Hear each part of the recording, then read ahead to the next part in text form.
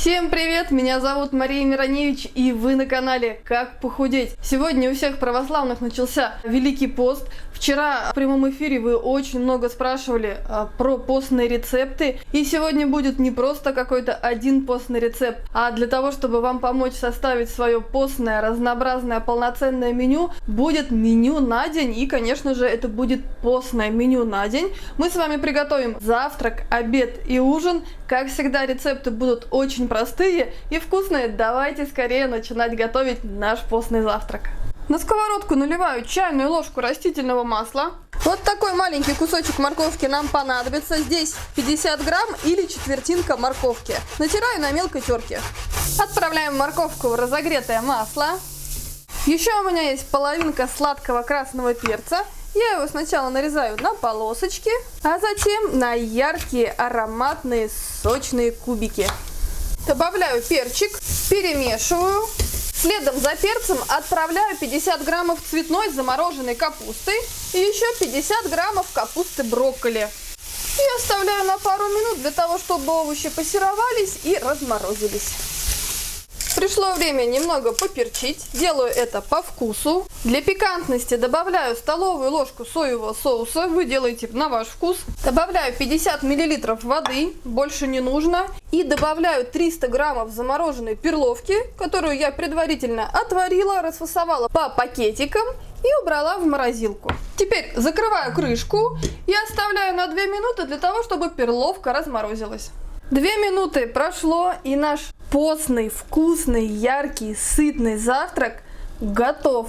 Здесь есть и перловка, которая зарядит нас с энергией. Перловка очень питательная, отлично дает сытость. Это то, что нужно в пост. Ну и, конечно, овощи, которые дадут нам и клетчатку, и витамины. Вот такая красота на завтрак готовится буквально за 5 минут.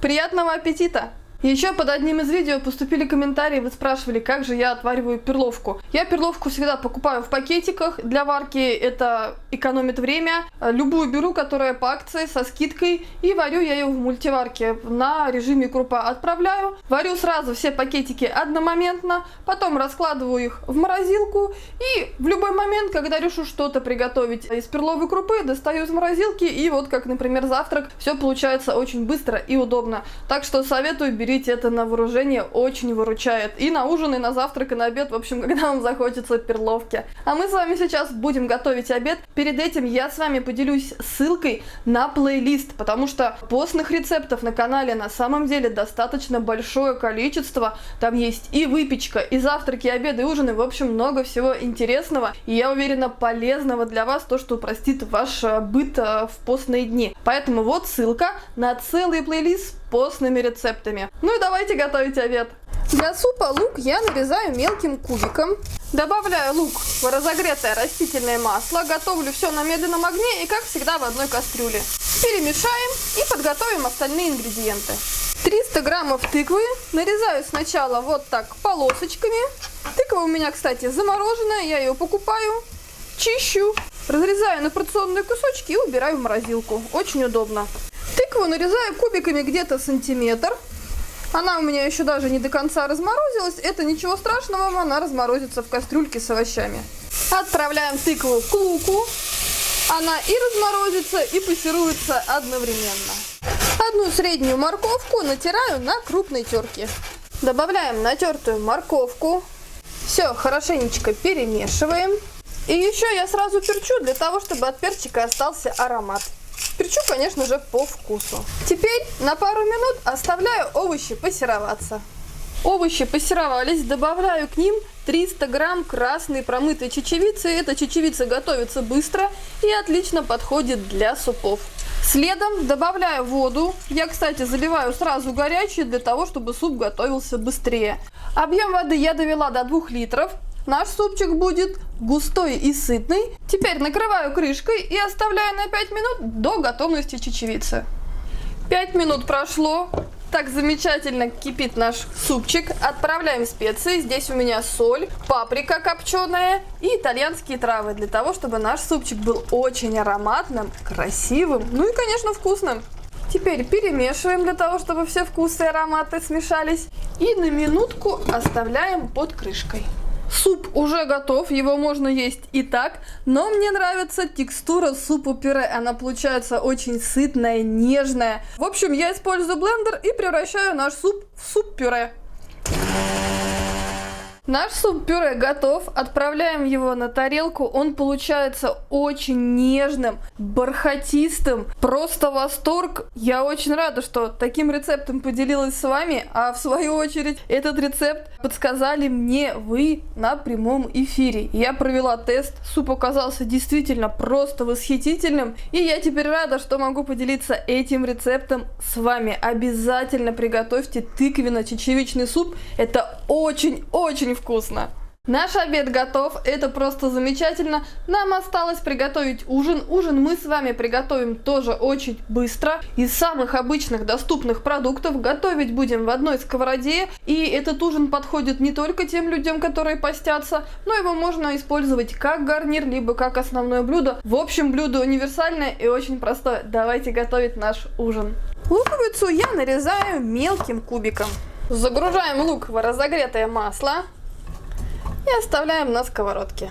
Пока лучок золотится, морковку разрезаю на вот такие полосочки и нарезаю морковку потом маленькими аппетитными кубиками. Соединяем морковку с луком, хорошенько все перемешиваем, и нам нужно, чтобы овощи пассеровались. Я их буду пассеровать на маленьком огне самом около 3-5 минут. Овощи отлично зарумянились, добавляю столовую ложку томатной пасты. И, конечно же, все тщательно перемешиваю. Сейчас наша задача просто пассеровать томат с овощами около пары минут. Перчу по вкусу для того, чтобы наш ужин был ароматным. Перемешиваю, добавляю литр воды и накрываю крышкой. Огонь я сейчас увеличиваю для того, чтобы наш соус быстрее закипел. Открываем крышку, наш соус закипел. Остается его немного присолить по вкусу. Для аромата добавляю половину чайной ложки копченой паприки и отправляю 300 граммов гречки, которую я предварительно промыла. Теперь все хорошенько перемешиваю. Накрываю крышкой и оставляю около 15 минут до готовности гречки на медленном огне. Итак, прошло 15 минут, наша гречка готова, она очень ароматная, благодаря тому, что мы добавили копченую паприку, еще она сочная. Для того, чтобы гречка не была сухой, соблюдайте правило: 1 часть гречки, 3 части воды. Именно при таком сочетании получается сочная, вкусная, абсолютно не сухая гречка. Идеальное постное блюдо и отличный гарнир. Я уверена, что сегодняшнее меню на день очень поможет вам во время поста, но хочу сделать еще важное замечание. Эти блюда можно есть и нужно есть не только в пост, а вообще просто добавлять в свой обычный ежедневный рацион. Готовятся они просто из самых обычных продуктов и замечательно подходят для тех людей, которые ведут здоровый образ жизни, либо снижают свой вес. Еще, конечно же, жду ваши рецепты, делитесь вашими постными рецептами, любимыми блюдами. Меня это очень вдохновляет, дает мне подсказку, заводит мою фантазию, поэтому обязательно пишите в комментариях, что вам понравилось. Также, если вам нравится вот такой формат во время поста видео, обязательно поставьте лайк, чтобы мы знали, что вам понравилось. Вот здесь появятся еще наши новые, полезные, интересные и, конечно, очень вкусные видео. С вами была Мария Мироневич. Я желаю всем любви, добра и, конечно, солнечной весны.